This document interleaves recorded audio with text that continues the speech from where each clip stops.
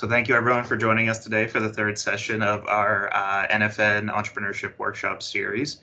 Today we'll be talking about two of the, in my opinion, often overlooked but incredibly important aspects of business, business insurance, and then also cybersecurity later on in the presentation. Today we have Erinn Hansman from Kennedy Insurance, who will be talking a bit about business insurance.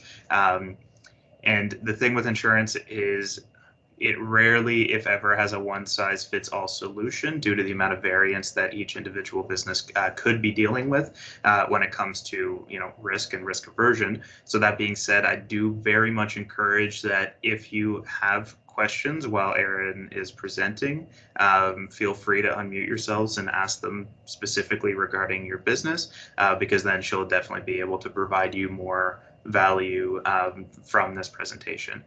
So for the sake of time, then we will just get into it. So whenever you're ready, Erinn, feel free to share your screen and take it away. Oh, and you know what? I feel like you've done it all. You did the presentation. It's perfect. It was a great introduction because it's true. Nothing is one size fits all.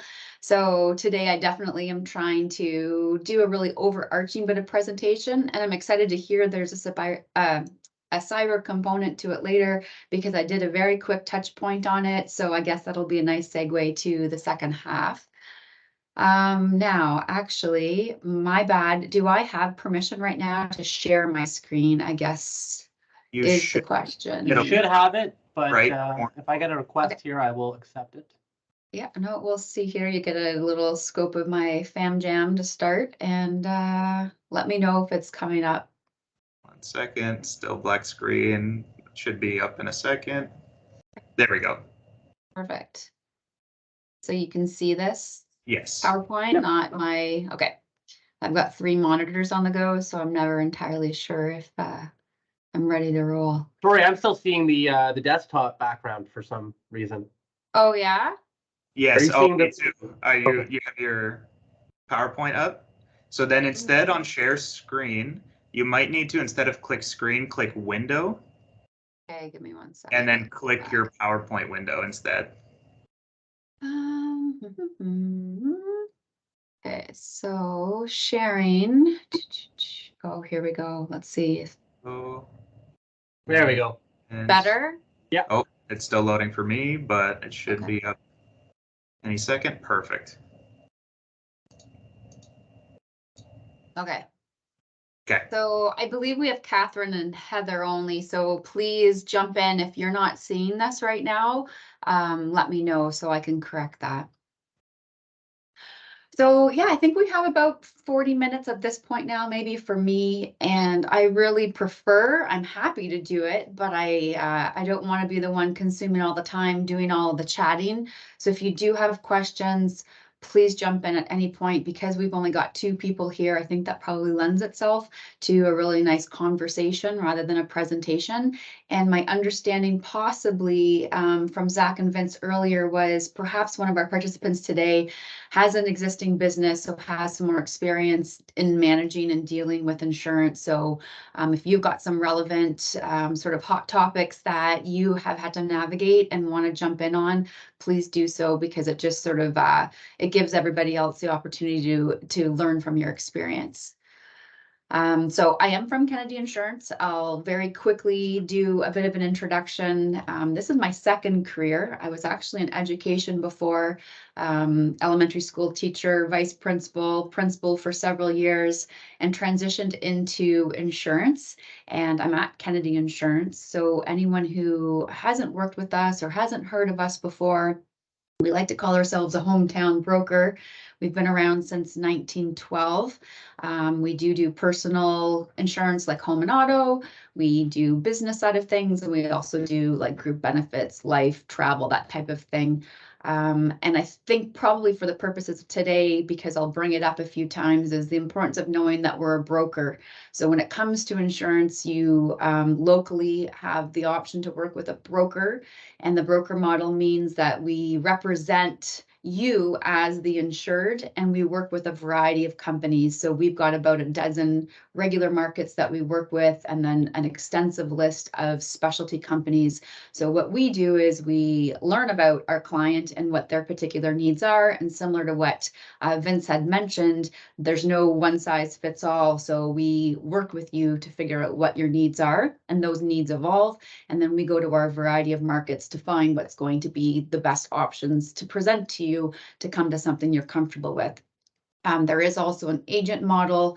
So if you're working with cooperators, Allstate, TD, they represent their one offering. So what Cooperators offers is Cooperators is the insurance company. Their agents work on behalf of their one company. So no right or wrong on which route you decide to go to, but I think it's important for people to understand that there are some differences. So I think we have Catherine and Heather on. Do you mind just giving me a little quick rundown on what your business model or operations are, so I can have a sense of how to tailor today's work? Feel free to put it in the chat too as well if you don't. Sure, yeah. And I can also relay it as well.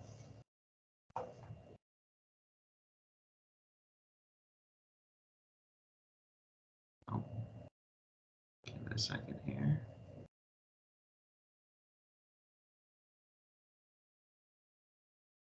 So Heather is looking to do funeral services. Okay. Great. You always need those. Yeah, it's an inevitability. Yeah, yeah. And Catherine, would you be able to say what kind of business that you're looking to get started?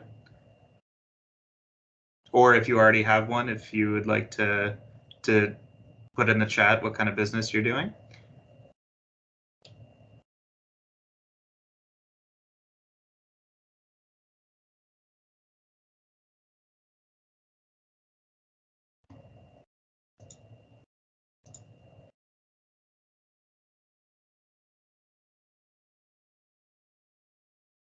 And if not, that's fine. So it looks like the IT space, and then okay. do you say and pyrotechnics? Is that what I'm seeing? Two different industries looking for details into. So pyrotechnics is in terms of like for entertainment purposes, like in the. Yep. Pyrotechnics 1.3G. I'm not. I think that's what it is. Yeah, okay. That's great. Oh. Yeah, and you know what? I love it because yeah, they're like both participants have some very unique and specific business pieces to consider versus, not that there's anything wrong with that, but someone who's maybe doing contracting trades or retail space, definitely those ones are very creative and unique. So just a quick rundown on the screen. Hopefully you can see there the agenda. Because I, again, have 3 screens going on, so I've got a few different things popping up for me. But we'll do a run through of these different areas that I felt like would be most appropriate to start with, jump in on any questions, and if anything at the end comes up that I haven't covered that you're curious about, then we can do some questions then. So I'm understanding a little bit about what your business operations are. If you do at some point have some goals, let me know. If you want to join in on how comfortable you are with insurance, again, it's an open table here, an open conversation, and any kind of a wish list. I'm also happy to try and tailor things as best as I can. So I wanted to start just by talking about liability. It's really interesting timing because yesterday I was working with someone who's actually been in operation for 15 years, well-rounded person, and they didn't have a commercial general liability and policy in place. They had a professional liability piece in place, but had totally overlooked the fact that our day-to-day lives, whether we're operating a business or not, we've got liability exposure. So I wanted to start with liability and sort of branch off to the 2 areas that I'd want people to consider. Because no matter how small a business operation you are, you're going to have some kind of liability exposure to a third party. You may not ultimately have done anything wrong. You may not have been negligent in your, business operations, but you can certainly still find yourself in a situation where somebody has decided to sue you. And Ontario in particular is becoming a lot more litigious in nature. We're seeing a lot more claims being brought forward, and we're also seeing a lot of payouts and in the end occurring, and the rate at which they're being paid out, or like the ultimate cost, is becoming that much more expensive. So I think we often feel like in Canada, we're not very litigious. I don't have an exposure here. That's something that happens more in the States. But in Ontario, we're definitely starting to see a rapid increase in that. So you really want to make sure, no matter what business you're moving forward with, that you reach out to someone to have a commercial general liability policy in place. So we love acronyms, no matter what kind of industry we're in. So you'll often hear that referred to as a CGL. So your CGL, again, most important thing is it's in regards to your day-to-day operations and any potential loss that might occur from those. And the loss can be either, again, to a third party, but it can either be bodily injury or it could be property damage to a third product or to a third party. And that might be by a product that you're selling, or it's a service that you're providing. So, gosh, the funeral services piece. I mean, the easy one to always talk about, no matter what business you're in, is like slip, trips, and falls, right? So you've got a due diligence to maintain your property so that it's safe for clients to enter the space. That includes snow removal, which is where we see a lot of that litigious nature happening. So you have someone who's coming in, it's this time of year, your front steps, your entranceway may be very clean, very, salted, sanded. People are walking in with their boots. It's wet, it's mucky, it's slippery. Somebody has a slip in your space, they hit their head, they could sustain, a life-altering injury that will be very expensive, and they could decide to sue you. So that's sort of a really quick nutshell example of what kind of bodily injury may happen for most businesses. As far as property damage, gosh, I'm thinking about those pyrotechnics, and there's a huge exposure there. So depending on the type of event that you're running, whether it's a concert and you're in some sort of an arena, even if it's an outdoor space, the possibility of those pyrotechnics going afoul and damaging, whether it's equipment nearby that doesn't belong to you, whether it's a canopy sort of set up for a stage area, whether it's a building that's within proximity. So certainly the potential for property damage. Yeah, and if you don't mind me cutting in here, Please. Is snow removal, like, as just a business, still a very hard industry to get liability insurance on, or reasonable costing liability insurance? Yeah, two very valid things there. It's possible to get it, and we have different companies that will look at, if you're a small snow removal operation, and thank you, because I don't know the context of what the other business participants might want to look into. So if you're someone who's doing snow removal and it's you're shoveling and using a snow blower, and you're mostly doing residential, there's a market we can go to for that, versus you are somebody who's plowing and sanding and you're doing high traffic parking lots like the Good Life Gym, a gas station, a post-secondary institution. So definitely it's possible to get. It's not always easy, but at the end of the day, it continues to be very expensive. And so I think for small business operators, it at times becomes cost prohibitive, no doubt. I have a client that I'm working with right now. Annual revenues are sitting around $100,000, splits the time between landscaping in the summer, just more like lawn maintenance kind of care, and snow removal in the winter with a snow blower and a shovel. And they're looking at about $10,000 for their commercial general liability. So, Sure. that's where you have to make the decision to weigh that out. And then bigger operations are, they're looking at the $30,000 to $40,000 premium. Is that 10,000 per year? As in per year, correct. Okay. Yeah. I've seen quotes worse than that from Yeah. people. I mean, especially at the very start of COVID. Like, I'm talking like 2020 April, around that time, I saw some people who were looking to get liability insurance for snow removal, and it was like astronomical. Yeah, yeah. Like I said, I definitely have some clients who are bigger operators and they are doing those parking lots and gas stations and things like that. And they are definitely paying $40,000 a year for their insurance, just on the liability portion. But if you're a small business owner, again, if you are full-time, I think that's the difference too. If you're trying to do part-time stuff, that's really tricky. But companies will look for your snow removal to be 30% or less often of your total revenues. We do have one company that will consider up to 50%, but they're really cautious about that. But if you're sitting in that 30% annual revenues related to snow removal, and you're doing residential only with a snow blower and a shovel, even if you've got a couple employees, we do have an option. And like I said, it could be in the 10 grand area, which for some people feels really expensive. So I don't want to minimize that. Yeah, and please, Vince, if there's some other business models that you're aware of that seem a little bit more unique or that you think would be of value, let me know. Well, one thing I was just thinking, sorry, I just had a phone call, an emergency phone call there, but I'm back now. I know a lot of people have been looking into a bakery potentially, or a spa. Like those are businesses that people are looking into putting on our nation, and those are two that kind of keep recurring essentially. Okay, perfect. Yeah. And yeah, something like a bakery is a little bit more straightforward, depending on, the scope and size, but things that you'd want to consider definitely, and questions that you're going to be asked are going to be about, like the ventilation in your kitchen. Is it a commercial kitchen? Is this happening in your home versus a leased space? Is there a suppression system?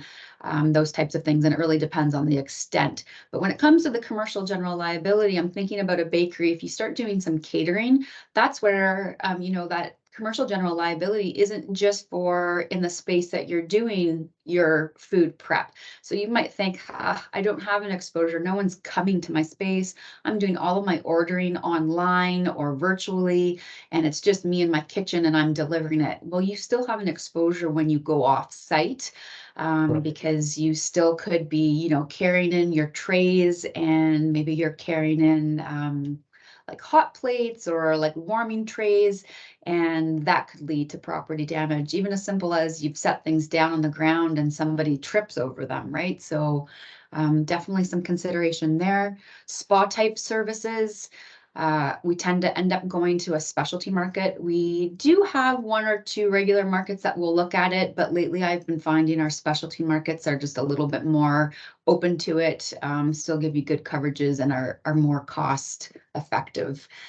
Some things to think about though, when it comes to your general liability, is we always recommend a $2 million like minimum. And you will see that there's an occurrence limit and an aggregate limit. So in a policy period, for any one claim that might come in, you're going to have a limit. So let's say that's $2 million.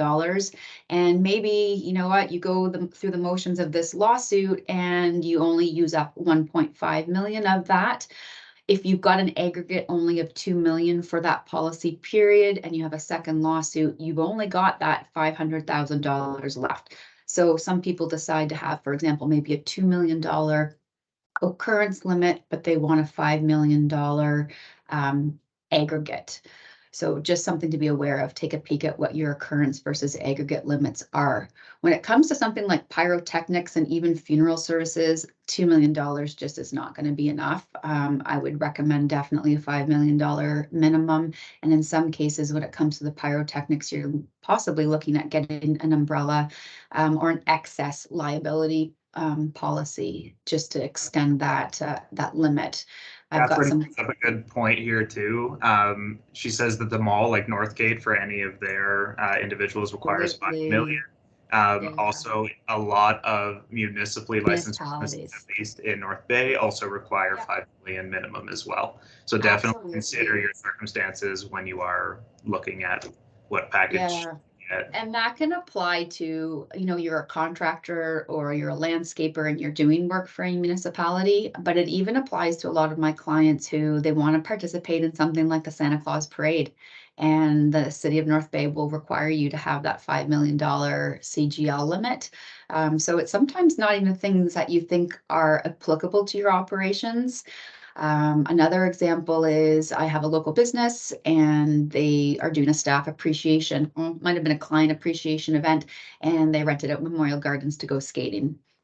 That required $5 million CGL, and you do have to show proof to the city. So there are certainly circumstances, and most companies aren't very pleased about if you call in and say, I want to increase to 5 million for just this one day. We can often get around that like once, maybe twice if it's a few years later. But if you're consistently trying to go up and down, they're not going to be very happy about that, because that's not the purpose of insurance, right? So yeah, definitely some good things to consider. Instead of one day though, are they more forgiving if I have a contractor who gets a government job and they go from 2 to 5 for 3 months or something like that?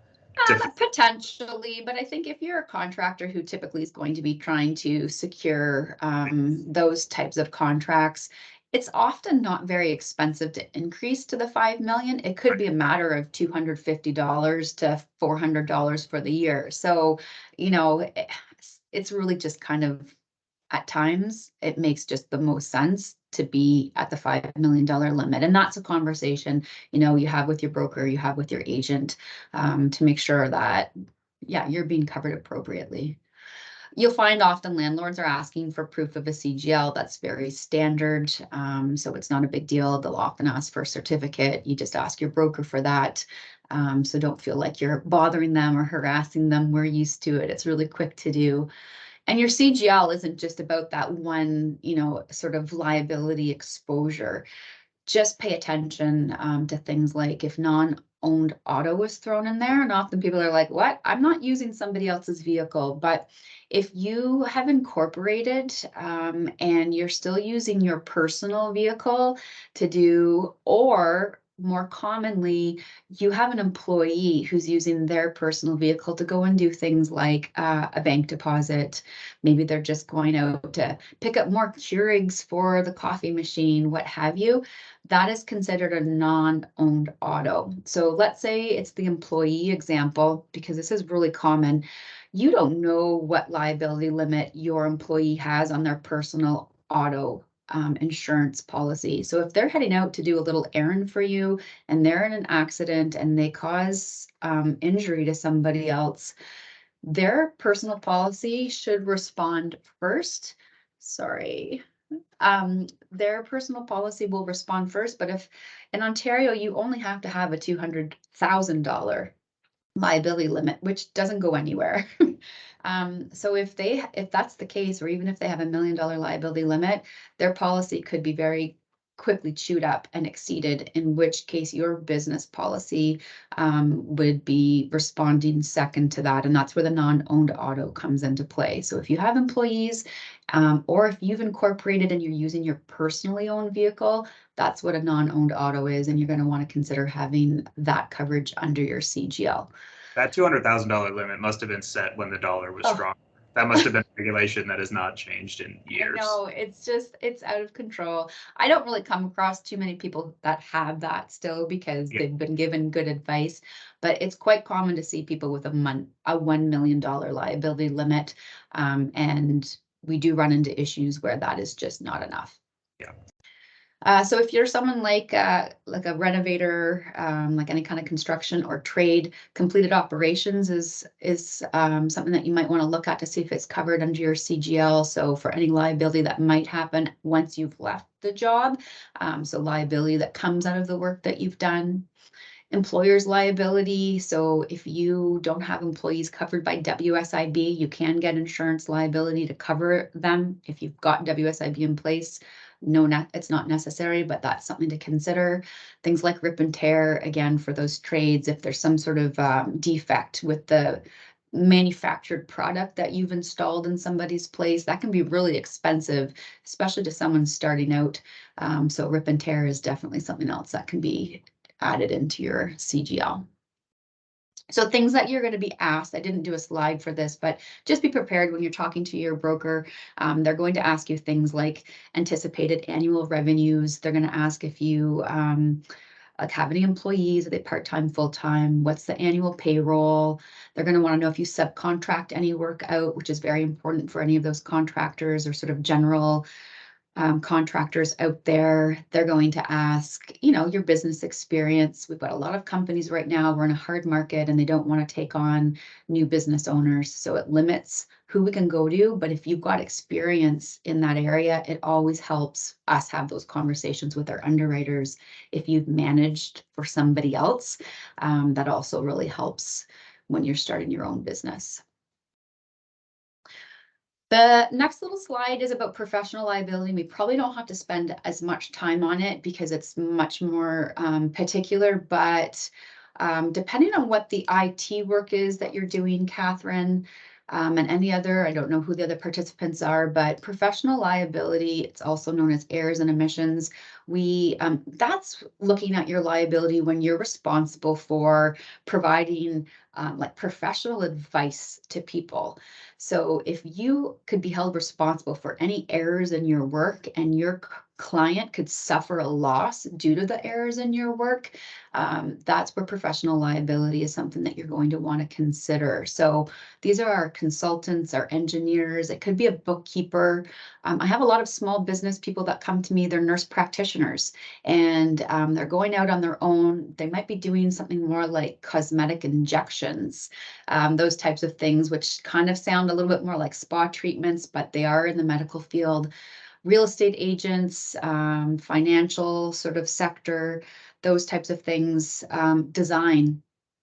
So it may not be like you might be doing design work. Oh, I don't know why the word is escaping me. Drafts people, thank you. It's jumped in. So those types of things, you're going to want to look at professional liability coverage.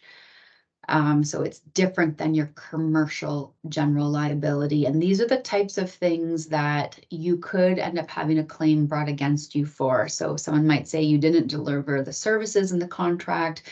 You might have had an oversight in the advice you've given them. It might be that you were doing financials for somebody and you've made a significant error that's resulted in a loss for that third party.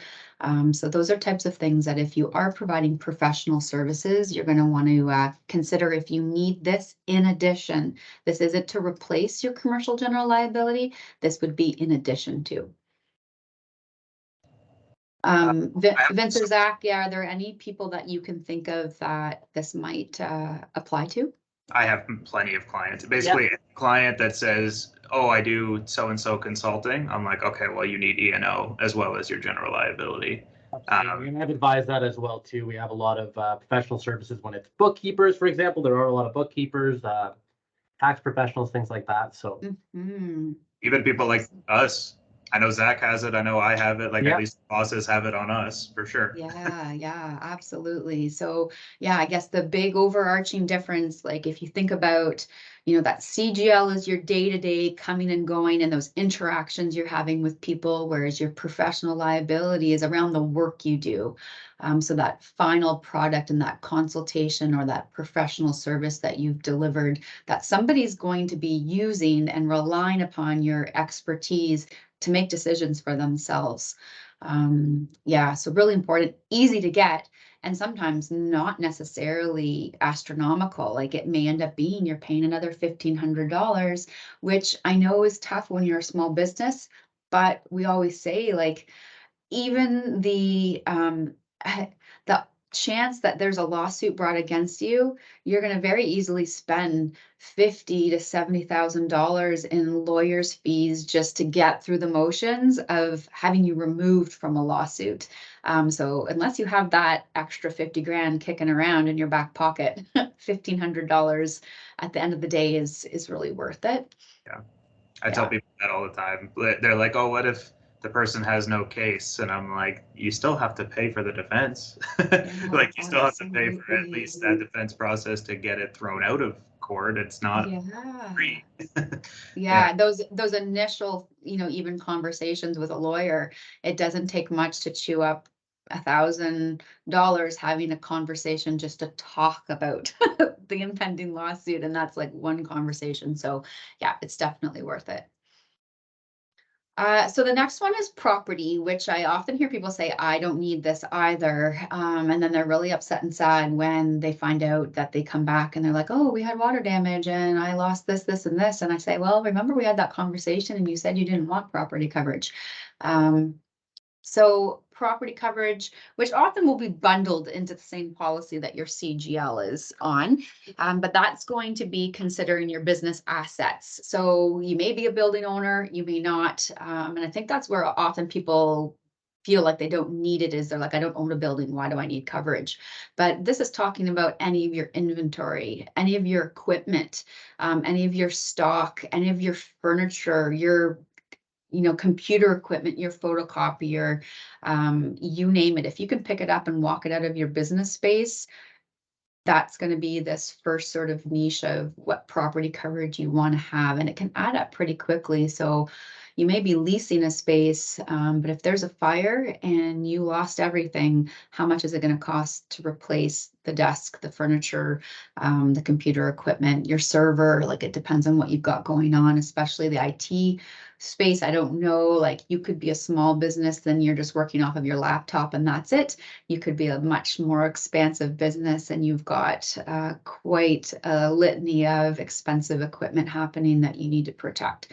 Same with the pyrotechnics for sure. Funeral services, no doubt. And properties with septic tanks also have separate policies sometimes as well too. Yeah.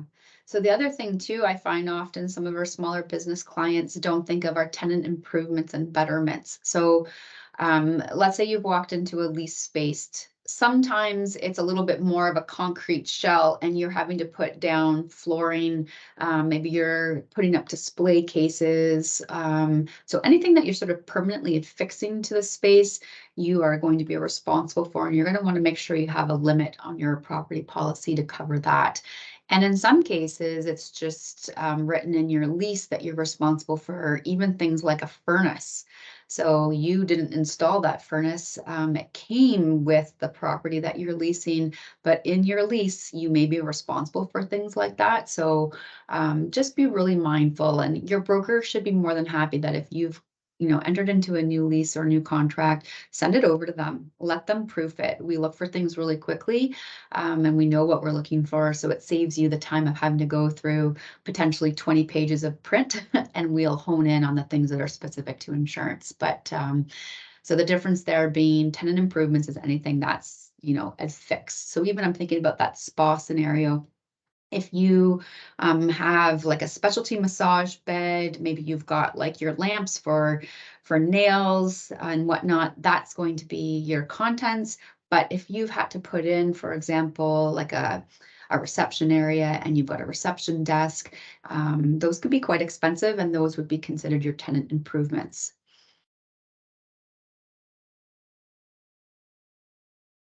So it is your responsibility to determine your limits. We won't do that for you, but we'll help you with it. If you do end up being a building owner, that's one that we're having lots of conversations with building owners right now, because of course we all know through COVID, the cost for materials has just skyrocketed, as has the cost for labor. So we've got tools to help you determine what a building limit should be. It is not the same thing as to like the market value of your building. So you may have purchased it for a price. You may have an impact value on it, but let's have a conversation about what replacement cost looks like. Same thing if you're a contractor scheduling your equipment. Don't just assume that you say, oh, all my tools and equipment are worth this amount. If you start having some more expensive equipment, you've got little bobcats, like little mini excavators, what have you, you're going to want to schedule your equipment onto your policy. So it's pretty easy to do, but you need to have a little bit of information for us: year, make, model, serial number, and value. And it actually, I feel like, brings me more peace of mind as your broker, but it also probably brings you as the insured more peace of mind to see those pieces of equipment listed. If you don't own your own equipment and you're a contractor or a landscaper or what have you, we can also have limits on there for rented equipment. So, you're going to Home Depot, you're grabbing something and you're going to have it for 2 weeks. In some cases, we've got people who are renting equipment that's, $5,000 or $50,000 up to $100,000 in equipment. we can make sure that that's covered for you on your policy, even though you don't own it. A big question or conversation we often have is around co-insurance. It's not something you will typically see in personal lines. So if you're feeling comfortable with your home policy, you're going to find on commercial insurance co-insurance clauses. It's very rare that we don't have them. It doesn't, not to say it doesn't happen, but more typically you're going to see a 90% co-insurance clause or an 80% co-insurance clause. This is there because once upon a time, commercial people were trying to decrease their premiums by undervaluing their property. The challenge there is when you have a claim, you want to make sure you can replace your property. So what insurance companies are expecting of you, and it's that relationship you have and that added, we both have responsibilities here. So what they're saying is when you're determining a limit for your property, whether that's your tools, whether that's stock, whether that's a building, if there's a 90% co-insurance clause, you need to make sure your limit is 90% of the actual value of your property. And in a total loss, you're only ever going to get the policy limit. So I'm going to do a really just sort of generic, simplified version of where co-insurance clause can be a problem. And this actually happened to somebody very recently that I spoke to. So they were a secondhand goods store, and they had determined what they felt the limit of all of their goods on hand were. They had a break-in, and they had a partial loss because only some of the stock was lost. When the adjuster went in and took a look at the amount of inventory, and they had to provide their inventory list at the time of the loss, it was very clear that the inventory limit or the value of the inventory that was on hand was much more than what was on their insurance policy. And this is when the co-insurance clause kicks in. So they do a bit of a calculation to say, you should have had this limit of insurable goods, but you didn't. And we divide that and we calculate it by the percentage of what you were insured for. And this is how much you'll get. So let's say somebody had inventory of $100,000, but they only insured up to $50,000. So very easy, 50%. If they had a partial loss and they lost 20% of inventory, they will only get 50% of that. So $10,000 in their settlement from the insurance company. So that can be very difficult to manage. So I bring this up because it's not something people are often familiar with, and it can have significant impacts on you if you ever have a loss. So my advice is find out what your co-insurance clause and absolutely have a conversation with your broker about if your limits are appropriate. Anything you can think of, Vince, on that that's come up maybe in the past?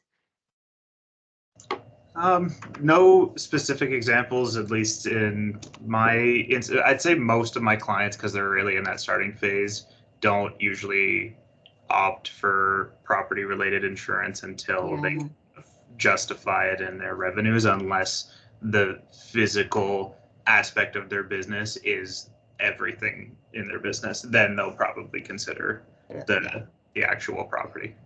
Perfect. So then that in this case, it just might be one of those things, keep it in the back of your mind. The next time you do see something that says co-insurance or someone mentions it, at least you've heard about it before. And it might just trigger you to say, I need to ask more questions about this. Just don't gloss over it, would be my advice. I also recommend review your property limits when you get to that point annually. Things can change. So if you're in a space where you're saying, hey, this is the limit for my equipment, if you're a new business, your business could grow quite rapidly, and 2 or 3 years later, those limits just are not sufficient. And a lot of people kind of are like, oh, my renewal came in, great, thank you. And they don't take the time to review it. And 5 years down the line, there's a potential loss. And they're saying, what do you mean this was my limit? That's not enough. I've purchased this, or my stock has grown substantially since then. So make sure you review those. Similar to the CGL, some landlords will require you to have coverage on your property. So don't be surprised by that. And, you know, whoops, sorry, I just scrolled. Make sure you're looking at, do you want sewer backup? Do you want flood? Do you want earthquake? And deductibles can vary. So in some cases, you're going to have a $1,000 deductible, which might be great. But if you've got a $5,000 or a $10,000 deductible and your stock is worth less than that, then why do you have property coverage? So just finding that right balance of what works for you and what you can afford in the case of a loss, right? So some people can say, hey, I'll have reserves, so I want $5,000 deductible because it's going to mean my premium's lower, and I have that $5,000 readily available should the need be there. Whereas other people say, I'd rather pay a bit more every year in my premium to keep that deductible down at $1,000. I did also throw in commercial auto, and we don't have to spend a lot of time on that because probably nobody's really doing fleet at this point, but it's more what's called individually rated commercial auto. And I bring this up for small business owners because there are more times than not circumstances where people are being denied a claim because they've been using their personal vehicle for business use and they didn't realize they should have changed to an individually rated commercial auto. So just because you have an auto policy in place doesn't mean you're going to be covered. My best advice is, again, always talk to whoever you're getting your insurance with. Have a conversation about how you use the vehicle. If you're just using it for commuting, your personal policy very well may be fine. They may just have to change the rating on it. We have different ways of rating vehicles in both personal and commercial departments. So just have that conversation about what you're doing. If you use your personal vehicle for some business use and it's only making up like 2 or 3% of your annual mileage, it's probably just going to stay on a personal policy. But if you're using it more than that, it could look like, you're a painter and you're going to your client sites carrying your paints and your rollers, and that's what you're doing. That should be on a business, a commercial policy. You might be, like a real estate agent and you're driving clients around. Just have that conversation with your broker to let them know. But any contractor, you're definitely going to want to have your truck put onto a commercial auto policy. And again, premiums are going to vary and it's going to come down to the type of vehicle. I think I want to really just touch on this in case you do end up with a lot of trades types of people coming in, because that's where I see most commonly they're still on a personal policy and they should be on a commercial policy. And one big area that can be a challenge is when they start driving heavy vehicles. So if you're, driving a 2,500 or 2,500 series vehicle, a 3,500 series vehicle, that's considered a heavy vehicle. And you do have some requirements from insurance companies around showing proof of experience, having things that are called CVORs. So just have those conversations and don't always assume that if you're a contractor and you've been driving around in an F-150 and all of a sudden you want to buy a heavier vehicle that you're going to get insurance that day or the next day. There's going to be a bit of a delayed process in doing that. So give yourself enough time and don't be surprised when your broker starts asking you for lots of questions. They start asking lots of questions about how you're using it and what experience you have. Another thing, and this can even just relate to your personal thing, but if you are a contractor or you're in the trades or you're doing snow removal, because that was a question that came up before, but attached equipment, vehicle modifications must always be disclosed. Like even on your personal policy, vehicle modifications, let your broker or agent know. We have seen claims denied because of what people feel are simple vehicle modifications or upgrades when you want to make your vehicle a little extra fancy. And don't forget about your trailer. That's the other area that we definitely have a lot of people who are shocked and surprised when things aren't covered. If you are towing a trailer, you need to have that on your policy. Liability will be extended to cover a trailer you're towing, but should you sustain some physical damage to your trailer, then you won't have coverage if we don't know about that trailer. So don't make the assumption. Hey, Erinn, for the sake of time, we do have Yes. 2 minutes because we started 5 minutes late. So just if there's like anything you need to No brush. worries. I'm gonna skip through cyber because you guys are talking about it later. Other coverages, I'm not gonna really talk about them, but just so you're aware of them and reach out. Legal expense is gonna be great for contractors. Crime is something that can be bundled in really easily if you're someone who does carry cash and you're making bank deposits. Business interruption is something down the line you're gonna wanna think about because you can get some really great coverages for minimal premium. Property in transit, I have a lot of artisans, they're going to farmers markets, they're going to fairs, they're going to exhibitions. If you carry property, your regular property coverage won't be covering you for while you're driving. So think about that. And accident benefits, we always just recommend people consider moving beyond the standard ones in auto policies. So if Catherine and Heather have questions, I will absolutely definitely do those right now. And while they're doing that, there is my contact information. I'm always happy to have people give me a shout if they need a quote, if they've got some questions. We also have Chris Bevan in our office, who is my colleague in the commercial department, and we're both definitely happy to help you out. So Catherine and Heather, if you do have questions, please let me know. I also put Erinn's contact information just directly in the chat. So if you don't have any questions right now, but you want to pass them to Erinn afterwards, then definitely she's given permission to do so. Catherine says she'll likely email you, so Awesome. expect that soon. And I think that's about it that I can see in the chat. But thank you so much, Erinn, for joining us. Erinn. Yeah, thank you both so much. I really appreciate it. Honestly, I mean, I always like these presentations because there's always clients that are in the back of my head that I just get to ask questions about because, there's all kinds of situations that I see every day. And the main thing people always ask is like, oh, can you give me an estimate quote on this? And I'm like, there's no way I could tell you that information. No. Way too many. No, yeah. And if you reach out to a broker, like sometimes we can give you a ballpark after having a bit of a conversation. But yeah, the best bet is let's reach out, get some quotes, but we are happy to give you a general sense if we can. 100%, for sure. Yeah. Okay, well, best wishes to everybody. And I don't know, can I stay on a little bit to listen to the cyber component? If you'd like to, 100%, that's no problem. Yeah, perfect. Thank you. Okay, awesome.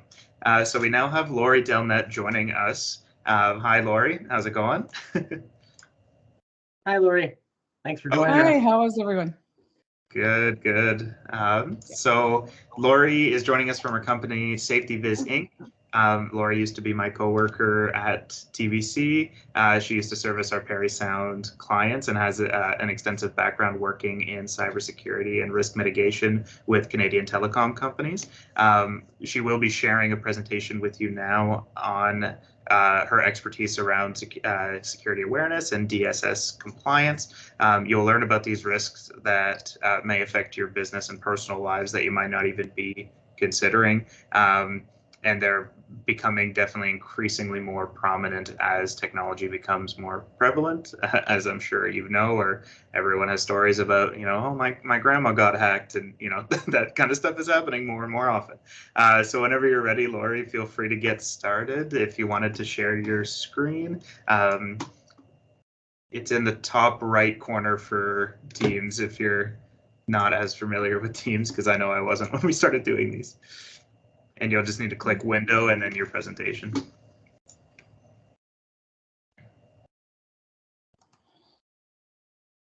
And you are correct, I am less familiar. I am always in Zoom or Google Meets these days. I find them in some of those. So new window, maybe? No, that was apparently not the right thing to do. So yeah, it should be the top right corner and then window and then your PowerPoint should be the next thing you click after that. We probably should have done a dry run on this, Vince. Okay. We'll figure it out. No worries. Oh, good. It's just, Oh, it's maybe doing it. It's just doing it very slowly.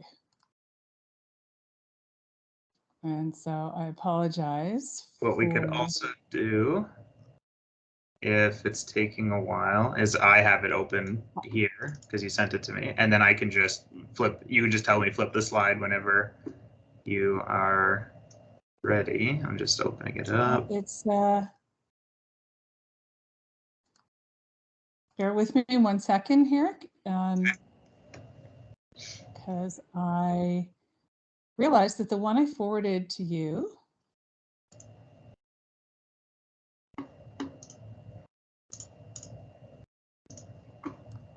I might have to go with that anyway. It doesn't seem to want to open that file. Oh no, it's telling me I need to restart. Don't do that to me. Sorry, everyone.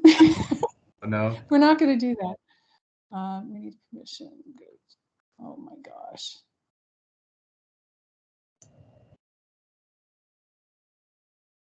We may need to go with that. It's saying I need to restart to give permission to share my screen, and I've never seen that come up before, so I don't know what that's all about.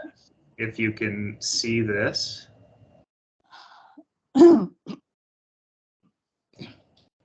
Unfortunately, when I flipped you that this morning, I think I sent you the last one without the update. So the messages are essentially the same, but when we get to the Stats, the statistical stuff, I'll just update those. So, so can you see the screen though? I can see that. Can everyone? Okay. There was a question in the chat before we get started, because when I'm sharing, I can't see the chat, but Catherine, who is actually looking to start an IT-related business, she's curious will you be talking about PCI / DSS compliance today? Okay. So, we will for sure. Cool. Yeah. Assuming that it's on this version of the presentation, and I believe it is. Anyway, we're good to go. So you can flip to the next screen, and we'll just talk about the things that we're going to cover here today. We're going to talk a little bit about the chat function. Everybody I know that's familiar with doing these kinds of presentations and whatnot, they're always throwing information in the chat. So because I'm a security-minded individual, and I hope you will become one as well, I'm always asking people to be mindful of what you share in the chat. We're talking about security protocols and whatnot during this presentation. And though I'm more than happy to answer any questions you might have of sort of a generic nature, if you've got questions that are specific to your business that might disclose what controls you do or don't have in place, it might be prudent to save those for a one-on-one conversation rather than putting them in the chat where the world can see the information about your security protocols. So just be mindful of that. So what we're going to cover today, we're going to go over a little bit of network security, understanding some of the increased risks of working from home, as most of us do at least at some point. Some of the challenges of bringing your own device and connecting those to a network, and some of the hazards that can create. We're going to talk about some of the basic cybersecurity concerns, phishing, ransomware, email compromise, and so on. Can I move that out of the way?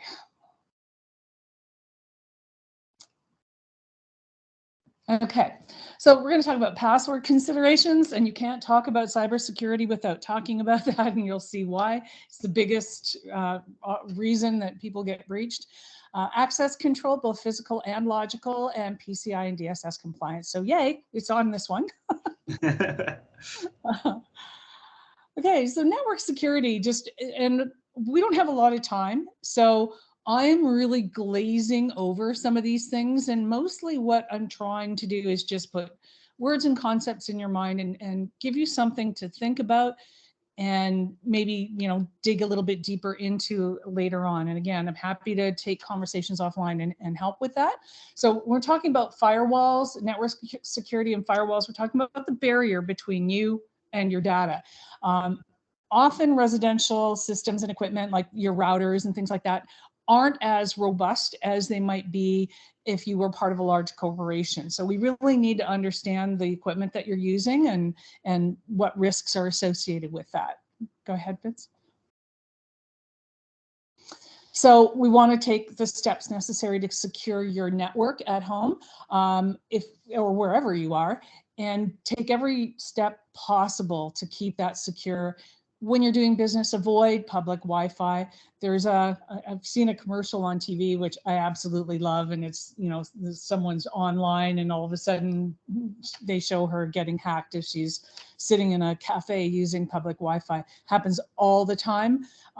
There's nothing I would ever do on public Wi-Fi, like nothing. So my advice to you is to avoid that. Go ahead. You're going to want to take steps to secure your network with VPN protection or some sort of protection that will add to what you already have just with using a password protected router. So you want to have a really clear understanding of how secure your network is at home. What programs are you using? What equipment are you using? It's really imperative that you know the brand names, models, serial numbers, all of that, IP addresses, the physical location of all of your systems and devices. You need to be sure that all of your anti-malware software is running and up to date, and make sure you have that automatic updates turned on. Those updates frequently contain patches where a security breach is known to have taken place, and so the next release has that hole plugged so that you don't become a victim of that. So it's really important that you keep that stuff up to date. How you back up your files matters as well. Where are they backed up? Are they on a USB or some sort of portable drive? And if they are, is that data encrypted? If it's not, it should be. So those are all things that you're going to want to think about.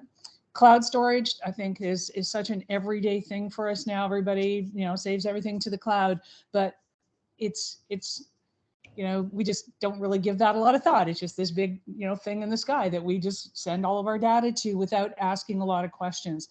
I will tell you that not all cloud storage is created equally, and not all cloud storage has servers that are resident in this country. In fact, a lot of them are not.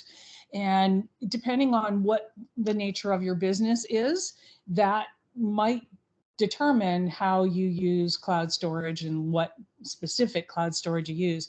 And just as a sidebar on that, as Vince indicated, I was in telecommunications, and something as simple as the cloud storage for all of my alarms and camera systems.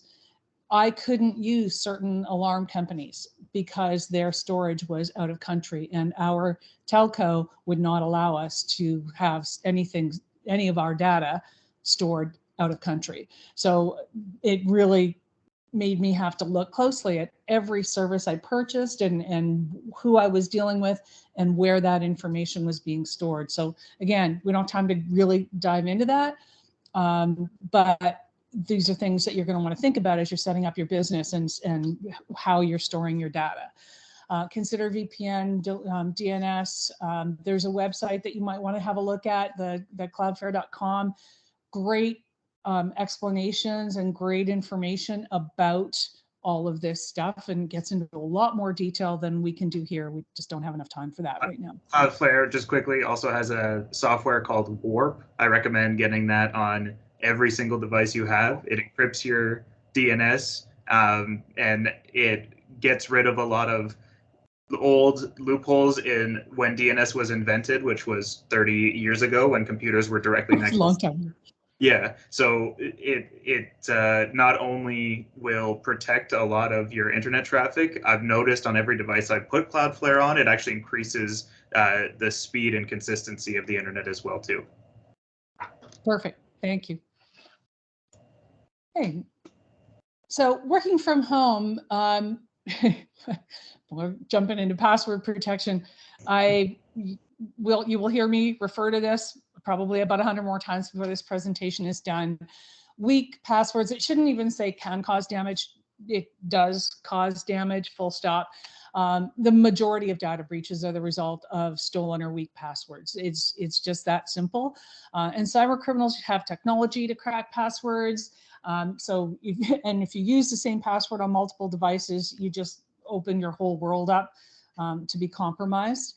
It's a mistake, and I know it's hard to have different passwords, but I think right now probably just shy of 50 different passwords that I currently work with every day. And I know it's frustrating, but it's the only way to keep your data safe and to put some barriers between the various devices and programs. Using long and complex combinations of letters and symbols and whatnot is the best defense and the best possible password. Go ahead. Laurie, 1 second.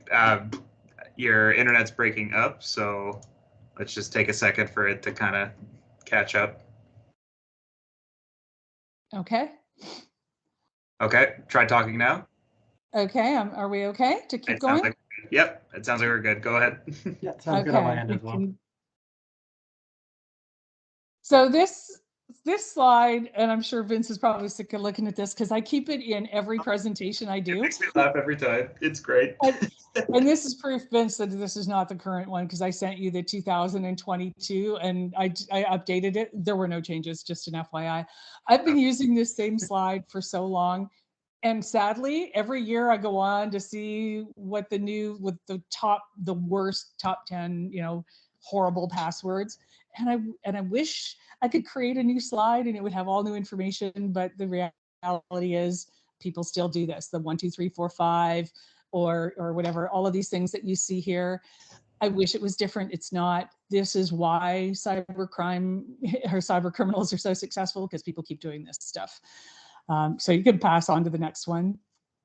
So controls and standards and whatnot. Why does all of this matter? Why do you do this kind of training? Because cyber criminals do not typically target systems, they target people.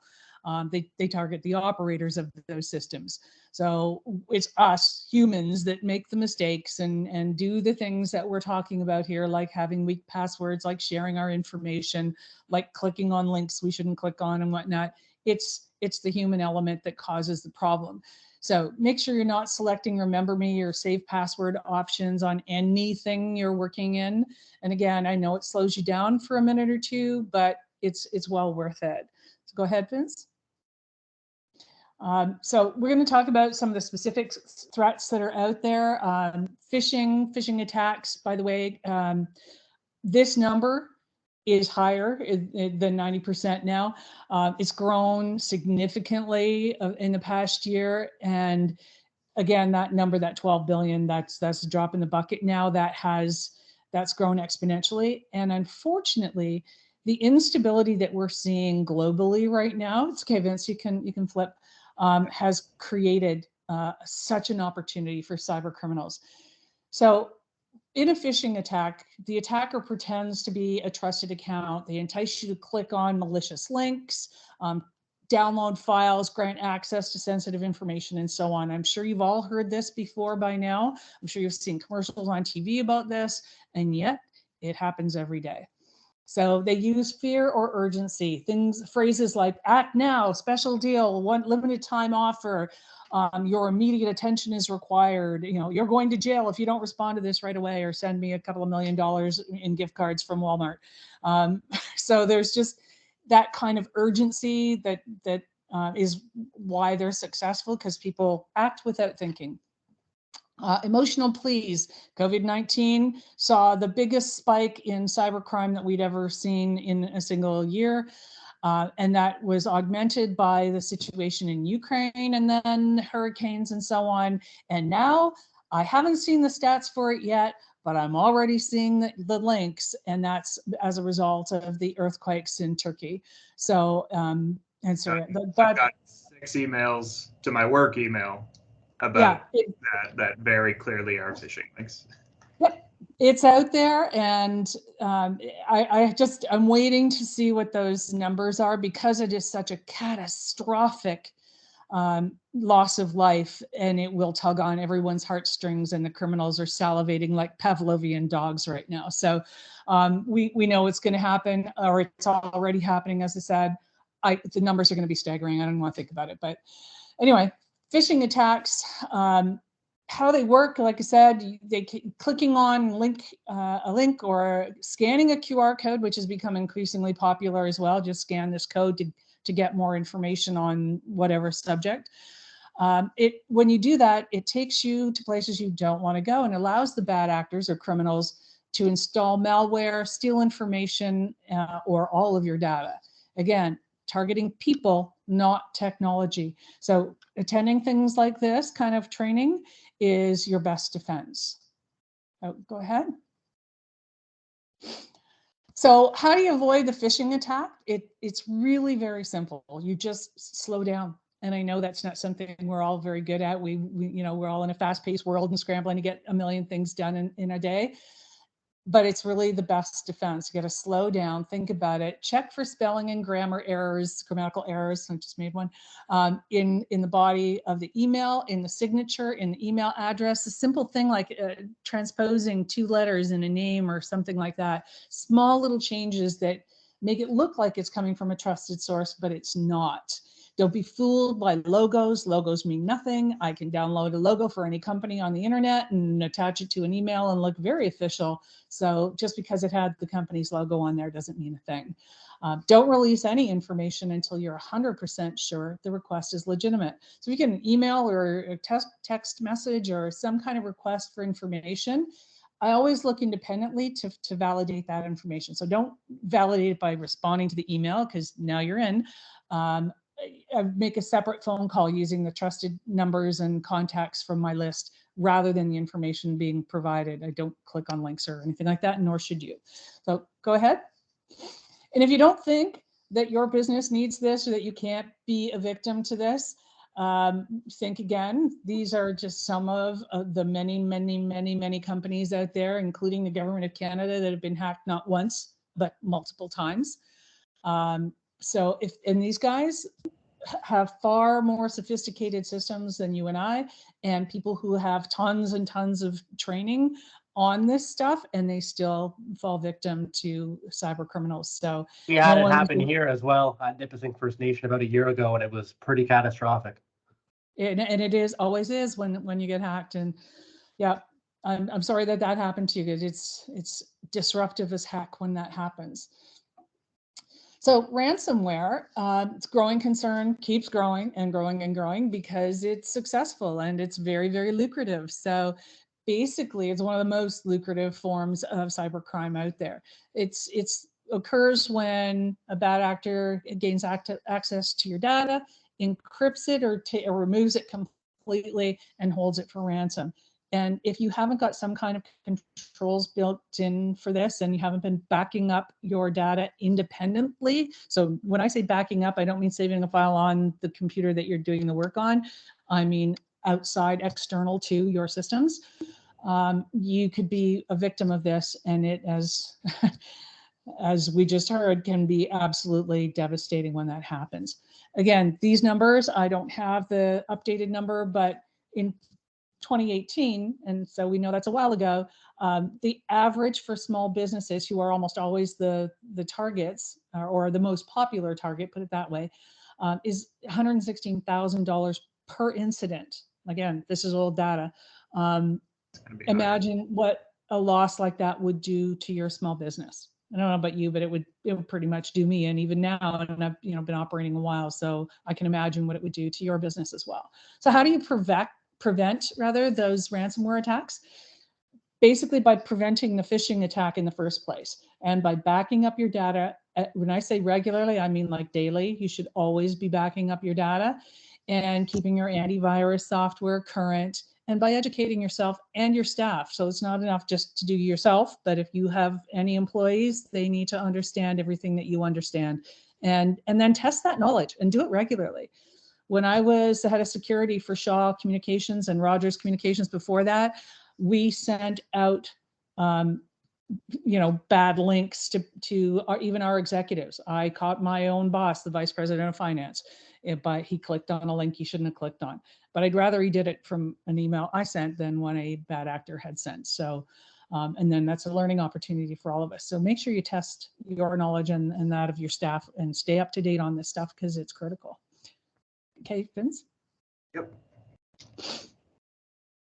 Right? And I'm sorry, I'm kind of trying to go really, really quickly just to make sure that we have a chance to cover everything and answer any questions you have. So one of the other ways, cyber crimes that we see regularly, spear phishing or business email compromise. This is when someone pretends to be an executive within your organization or whatever, and creates fake, or a trusted vendor that you deal with or whatever, and creates a fake invoice or fake emails. They get you to release funds by impersonating someone else. So these guys are good too. Like they do their homework. They track your social media. They know if you've got a press release out or some kind of Facebook boost or whatever about some promo that you're running or some project that you're doing, or maybe you're building a new location or whatever. These cyber criminals watch for stuff like that, and they pay attention to who's responding or who you're following, and so they know who you deal with, and it gives them all the information they need to pretend to be one of the trusted vendors. Go ahead, Vince. And again, it happens to everybody, and if you think it can't happen to you, it can. Barbara Corcoran, this is again going back a couple of years ago, but I would continue to use this today because everyone knows her from Shark Tank. She's a popular face. She's on TV all the time, and it happened to her. She thought she was transferring money with respect to a real estate investment. As it turned out, it was cybercrime, and she ended up being parted with $400,000 of her money. So, I mean, if it can happen to someone like her, it can happen to anyone. Oh, this is updated with, this is, okay, cool. So these statistics are from the Canadian Anti-Fraud website. It's a site you should visit often. It offers information, not only statistical information like this, but trends, what to do to protect yourself. There's all kinds of information there that will help you keep you and your business secure. But and these the numbers Center is actually here in North Bay, by the way. A lot of people don't know that. Yeah, that's very cool. Yes. These numbers are scary as heck. And I can't stress enough that this is just what's been reported. There's all kinds of fraud that happens where people don't report it. In fact, a staggering percentage, because people are embarrassed when they get caught in a scam and they don't want to report it because they feel embarrassed. So when you see how staggering these numbers are, imagine what it would be if absolutely everybody who got scammed reported it. And the numbers would be astronomical, even more than they already are. So so far this year, as of January 31st, 1 month in, 6,610 reports of fraud. So if you look at the stats for last year, the whole year, the entire year was 91,000. We're on track to have a repeat performance or worse. Victims of fraud, 3,923. Again, reported only victims.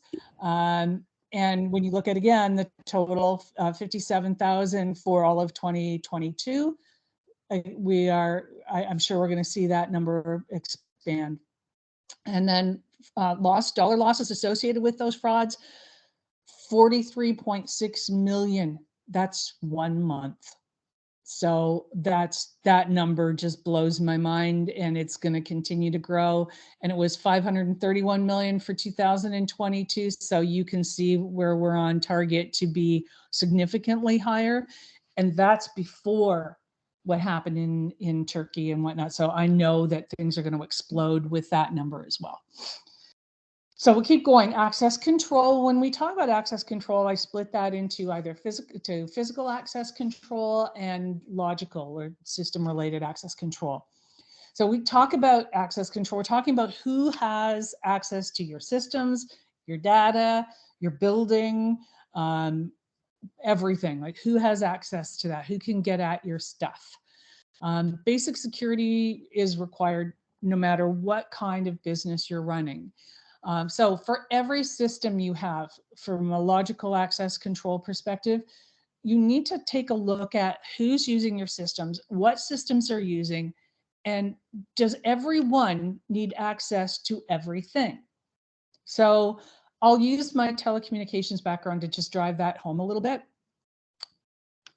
if we gave full access to every single system that Shaw or Rogers, Freedom Mobile, pick one, TELUS, Bell, if we let the part-time sales associate in the store have access to absolutely everything, can you imagine the mayhem? If they had access to all of your personal information, could go in and change stuff and, you know, set up bogus accounts using your name and your personal information, it'd be a nightmare.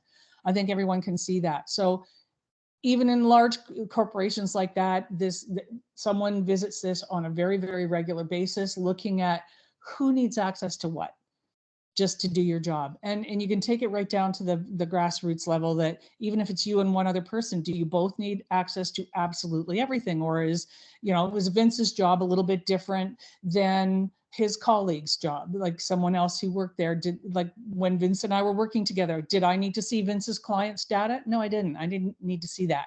So it's having some partitions in place so that if I get compromised, Vince is okay. So we need to look at stuff like that.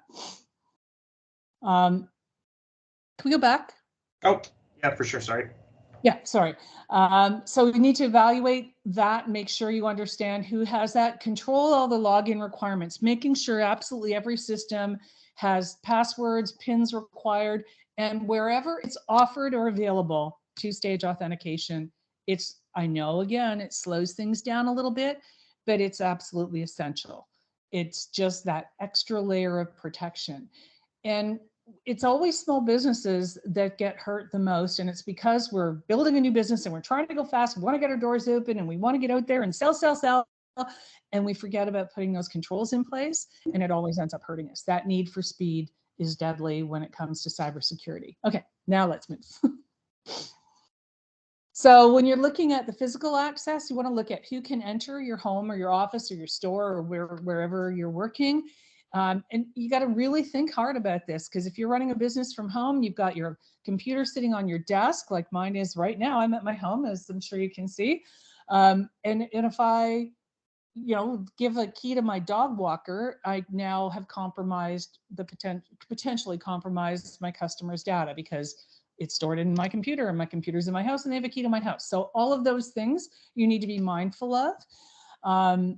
And how, like, who has keys, who has codes, and it's, whether you're in an office environment where you're giving out alarm, you know, codes and cards, access cards that unlock doors and stuff like that. Who has access and what kind of access do they have? Just like, when do they need access to systems? It's when do they need access to the building? Do they need overnight access? If they don't give it to them. It's a layer of controls. And I don't know if Erinn is still listening or not, but I know from an insurance perspective, you know, these are some of the things that they're going to ask too, about how you've got your data secured, whether you've got cyber controls in place, and whether you've got locks and alarms and cameras and things on your building. All of that will play into what kind of policy or what kind of protection they're able to provide for you as well. So how are you tracking and controlling that? You need to have clear records of all of that. You need to know who's got keys. And when somebody leaves your business, you got to get those keys back. They should be signing for them. We need to make sure that all of the records on all of that stuff is current. And this became really apparent to us as well during COVID, when we went into lockdown unexpectedly. People were scrambling to figure out who could get into the building. If you couldn't get into the building anymore, where was your data? Could you get at it? And who, if you couldn't, who could? And, you know, if you couldn't get in the building anymore because it was locked down, things like that, having those contingency plans in place for any business is key. And having access control in place is part of that contingency plan. Go ahead. So you want to look at whether or not you need alarms and cameras and things like that. I strongly recommend that you have a second opinion. Don't just ask one company, and, you know, have someone like myself. There's lots of people like myself out there who can give you an assessment.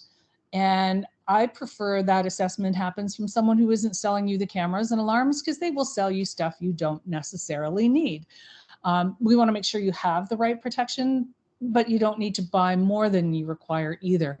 And again, you want to be mindful of what kind of monitoring stations do they have? Are they redundant? So if they have a fire at their monitoring station, who's watching your systems now? Like, is there somebody looking at that? They should have redundant monitoring. These are questions that you can ask, or like I said, work with a professional who can help you identify what your specific needs are. Working from home doesn't mean you don't need those things, by the way. You still do. If you have a business running from home, you need those things. And that's a great segue into PCI compliance, because payment card has never been more important than it is right now. I mean, who doesn't pay online or by credit card or PayPal or something like that? So our ratio of cash to card payments has changed dramatically over the years.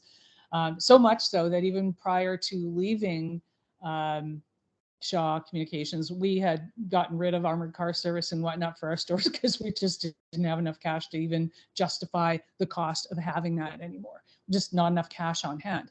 And that's because everybody does things through e-commerce or by credit card or whatever. But that also means that we're more vulnerable than we used to be because, well, cyber criminals like that we're operating in that form. So potential liabilities, if you don't have the right controls in place: lost confidence, loss of customers, diminished sales. You can see them all. I don't need to read you the list. All of these things, right down to the very last one of, people getting compromised to the point where they've lost everything and have to close their doors. And I've seen that happen to a retailer. So understanding credit card payments and payment processing, where your own liability lies, is really important. So understanding credit cards in general and where to find the information on the card to make sure that if the card is being handed to you in person, that you understand that everything on that card is valid and it hasn't been altered in any way, shape, or form. But don't let them give you a false sense of security that, hey, it's a chip card or a tap or whatever, so therefore it's fine. Near field communication is better than it used to be, but it isn't perfect, and it can be hacked. And I've got video of pin pads being hacked in under 20 seconds, where they've installed a chip a card reader into a pin pad, just right there in the store while the salesperson turned their back. So it can be done super fast if the professionals know what they're doing. So that cardholder data can be stolen in so many different ways. Compromised card readers is one of them. I don't like using my card at a gas station, for example, because those readers are sitting out there, with no one watching them a lot of the time. And they are one of the top, that in restaurants with the portable pin pads that they pass around and the servers leave it on your table and go serve another table and come back to pick it up. Well, in that time, somebody could have installed a card reader. So I'm like, if that server is not standing there, I am inclined to use cash. If I see them dropping one and leaving, I'm going to pay by cash because I already know that they're not protecting my data. So you as a merchant need to be mindful of that and protecting your camera, or your pin pad. Hidden cameras record information like that. Even in a store like the big box stores or grocery stores that have surveillance systems in, I always look up when I'm at the point of sale. Where's their camera? Is their camera directly overhead that's designed to protect their point of sale, but it's also, by the way, able to read my data? And when you're installing cameras, you need to be mindful of that. It needs to be masked or protected in such a way that you're not compromising someone's security by being able to read their PIN as they're entering their information. You need to be, like, again, I could spend a whole presentation just on protecting PIN pads and how easily they're compromised and whatnot. But there's, again, you go online, read what your responsibilities are around that. But the bottom line is, if you accept or process payment cards, debit or credit, data security, PCI compliance applies to you, period. Doesn't matter how big your business is. So there's a bunch of tips on here for how to prevent that. How are we doing for time, Vince? Like if we go a little over, don't worry about it. We're at 1:27. So technically we're booked until 1:30, but you can go until you're done, unless you gotta go. No, I'm good. So anyway, when you're looking at devices for your retail your business or whatever, if you have an open store kind of thing, deal with devices that are name brand. You get what you pay for, unfortunately. And if it looks like the deal of the century, it's probably something you want to avoid. Making sure that all of the software has been validated and that you install all the recommended patches, just like I said earlier in the presentation about keeping that stuff current. It's really important. I will also say, I've seen, and it's not on the slide here, but I'm really stunned at I'm going to say it's post-COVID response to the need for everything to be processed online. Some of the businesses that I've even dealt with personally who moved so quickly to get themselves online that didn't have the right controls in place, and even started taking phone orders and taking cards over the phone and writing that information down and having a hard copy of that in a file folder somewhere, all of which contradicts your merchant agreement. And if they knew about it, they'd probably stop allowing you to process credit cards. And if you were compromised in any way, shape, or form, house broken into, files stolen, or whatever, your liability would be significant for not protecting customers' data that way. And nor should you be giving your information over the phone like that. I know so many places do it. They just ask for that card, but it's risky and you're not protected. And in fact, as I said, it contradicts merchant agreements. If you read the fine print on any merchant agreement, it will tell you that you can't do that. So just be aware of that. And I know, again, we try to move really quickly to get businesses up and running, and we don't want to turn a sale down because we don't have the right systems in place, but put the right systems in place. Go ahead. And same thing when you're setting up all of these systems, using strong passwords, checking PIN devices regularly. So looking at and I mean physically inspecting the device. Have screws been stripped or loosened? Is there one that's slightly different than the others? Are cables secure? Have they been pulled out, or is a different cable completely? Things like that are things you want to look at to make sure that they haven't installed any rogue software or skimming information or devices. Think before you click on absolutely everything, and choose those trusted partners, making sure that it's one of the larger organizations that you're aware of. And stay educated and stay current, because all of their systems change as well. And when in doubt, ask an expert. Call someone from your insurance company. Chris and Erinn, I have never had a chance to work directly with Erinn, but Chris and I have done a number of things together and had numerous conversations about the cybersecurity side of things, and super knowledgeable. They know a lot about this stuff, and they know how to help you as well. And then people like myself, obviously, you can do everything from like asking an insurer to doing some of the kind of things that I do, SafeTeaVis or crime prevention through environmental design, which is basically making sure that your whole environment is set up to prevent crime, right down to not having shrubbery covering windows and doors, making sure you have adequate lighting, and everything, small little things that seem like small little things anyway, but can be really huge in terms of making sure that you are not a target either of a physical crime or cyber crime, like we've been talking about here. Now, basically, that's everything I have for you. You have an opportunity when you're starting a new business to build it right from the start. And I really hope you incorporate security controls into your business plan. So here's Laurie's contact information. If anyone has any questions directly for Laurie, I will pause the share here. It seems like, Catherine was wondering if there's a way to keep in touch post the presentation. So I can, if you are okay with it, put your email in the Absolutely. chat. Okay. Yeah, absolutely. And I just wanted to say miigwech, Laurie, for that. That was fantastic, very informative. A lot of things that I actually hadn't considered myself. So I'll be making some changes to the way I kind of use my computer and my technology in my home. And honestly, I mean, working with Laurie, I changed a lot of things in my life. I've always been a tech guy too. Like, that's the funny part, is there's so many considerations and changes that are different than when I, used to use the internet as a Absolutely. kid, right? And it's definitely important to, like Laurie said, stay educated, keep yourself educated, keep your staff educated. Anyone who is dealing with customers in a technological aspect of any kind. If there are any other questions for Laurie, then I'll give it a second if there's any questions in the chat. But thank you, Laurie, as always, for joining us today, and I hope that My everyone. pleasure. Thank you also everyone for taking the time out of your day to join us. If there are any questions for us personally as well, like as you're,